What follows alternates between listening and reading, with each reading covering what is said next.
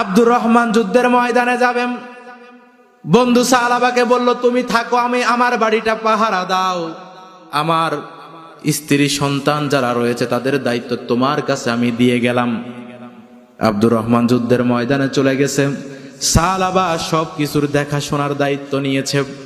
একদিন যেই কোনো কারণে পর্দার আড়াল থেকে বন্ধু আব্দুর রহমানের স্ত্রীর সাথে সালাবা পর্দার আড়াল থেকে কথা বলতেছিল। হঠাৎ করে মৃদুমন্দ বাতাসে পর্দাটা একটু সরে গেল। সালাবার চোখটা গিয়ে পড়ল বন্ধু আব্দুর রহমানের স্ত্রীর চেহারার দিকে।